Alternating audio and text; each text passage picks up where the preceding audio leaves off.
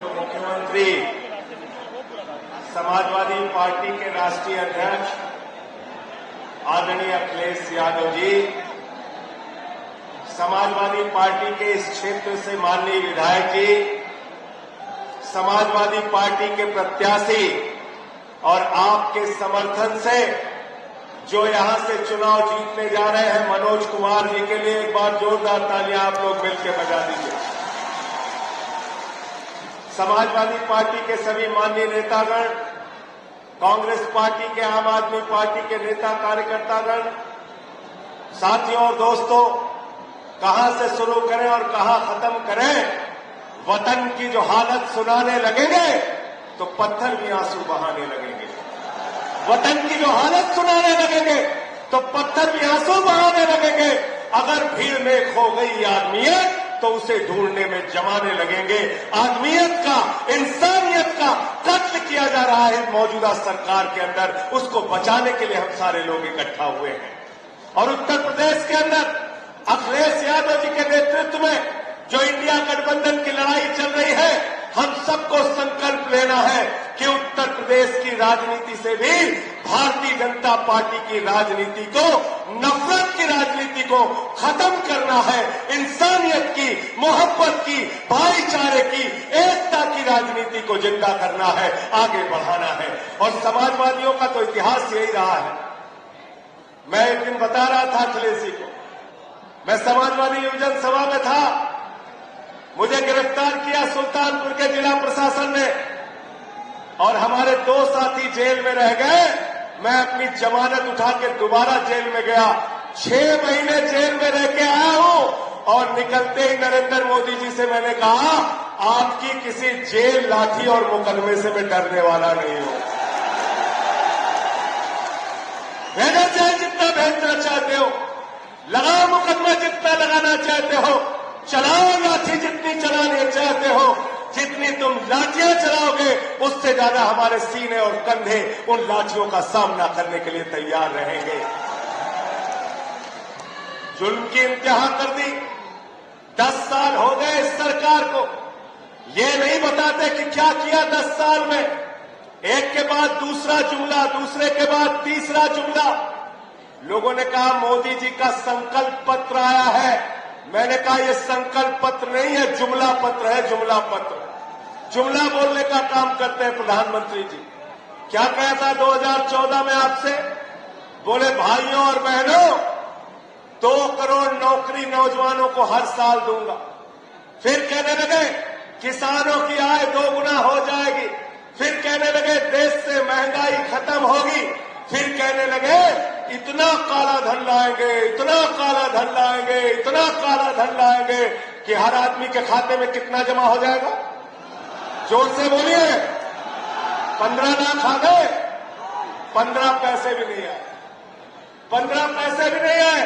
और हमारी माताओं बहनों ने अपने पति से बचाकर जो 1500 की नोट संदूक में रखी थी कि बेटी की शादी होगी तो ये पैसा काम आएगा, जब छोटा सा घर बनाना होगा तो पैसा काम आएगा, कोई बीमार हो जाएगा तो ये पैसा काम आएगा।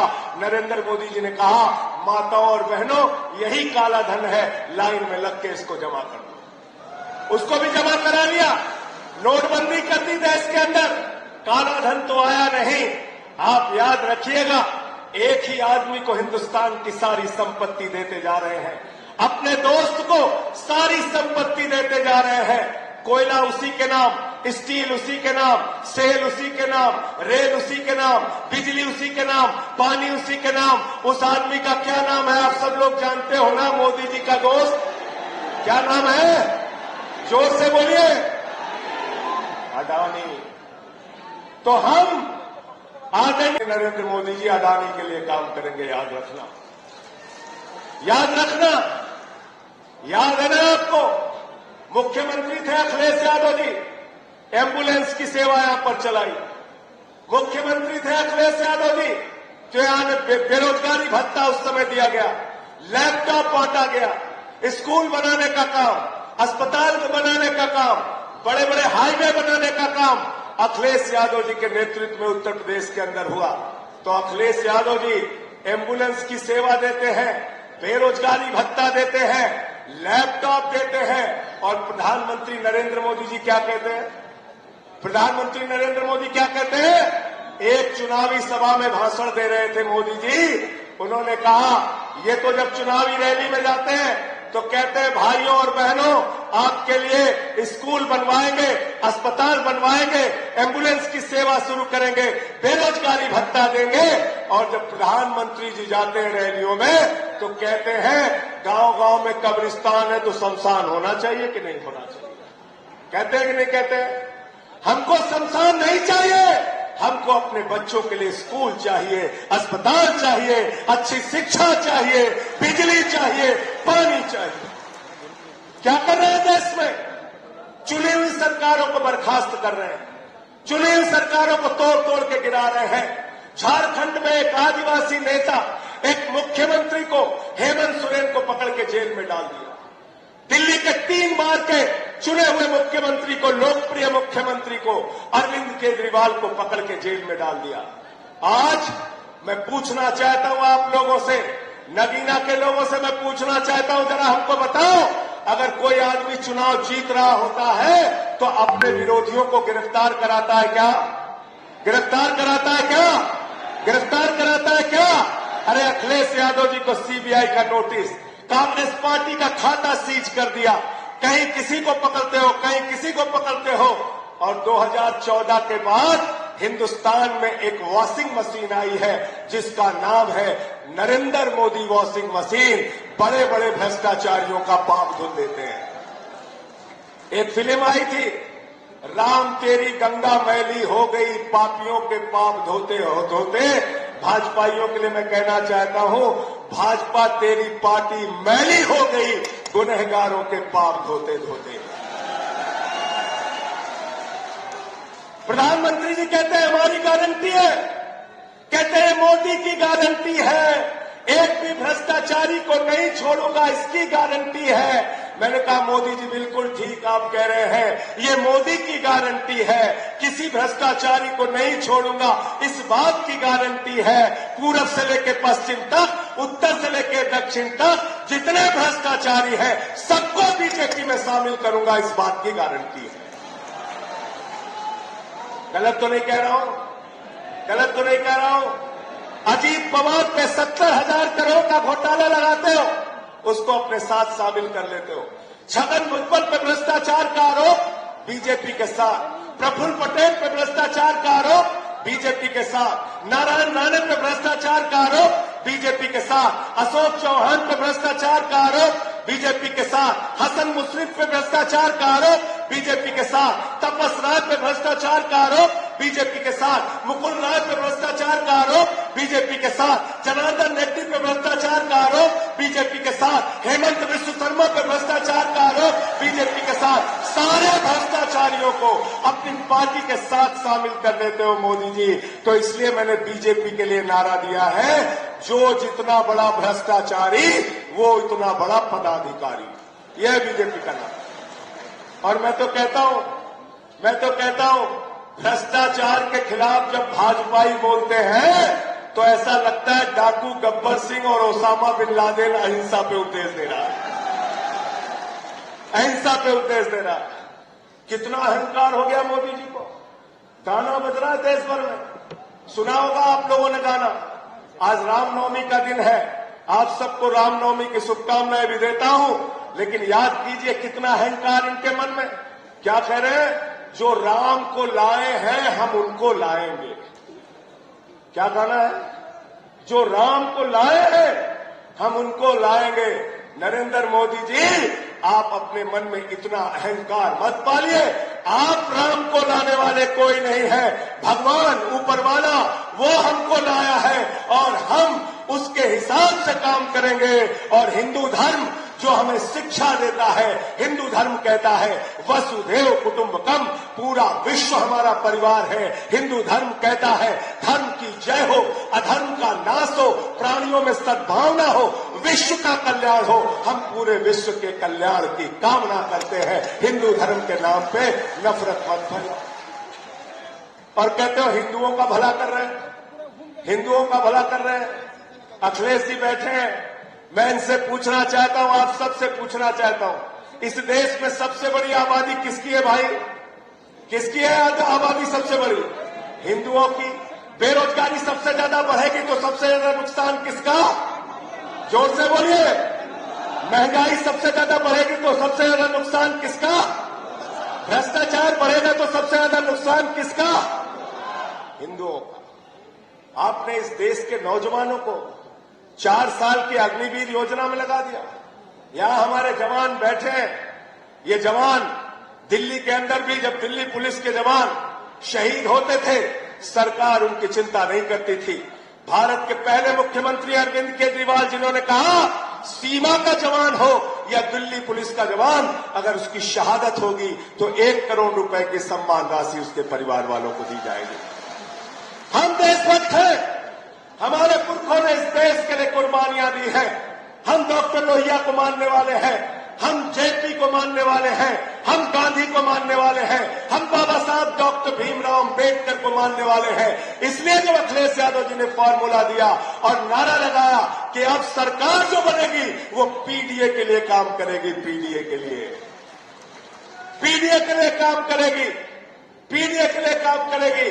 और इन नफरत फैलाने वाले लोगों से हमको लड़ना है, इनसे संघर्ष करना है, इनसे किसी मामले में पीछे रहने का काम नहीं करना है। मैं भगत सिंह की लाइन पढ़ रहा था जेल में जब था, उनसे मिलने आए उनके भाई, फांसी की सजा हो चुकी थी। भगत सिंह के भाई निराश हुए। जब घर गए तो भगत सिंह ने उनको एक चिट्ठी लिखी और चिट्ठी के अंत में 2 लाइनें लिखी। उन्हें ये फिक्र है हरदम नया तर्जे जफा क्या है। उन्हें यह फिक्र है हरदम नया तर्जे जफा क्या है। जफा मतलब होता है अत्याचार। उन्हें यह फिक्र है हरदम नया तर्जे जफा क्या है। हमें भी शौक है देखें सितम की इंतहा क्या है। हमें भी शौक है देखें सितम की इंतहा क्या है। हम देखना चाहते हैं आप कितना अत्याचार कर सकते हैं।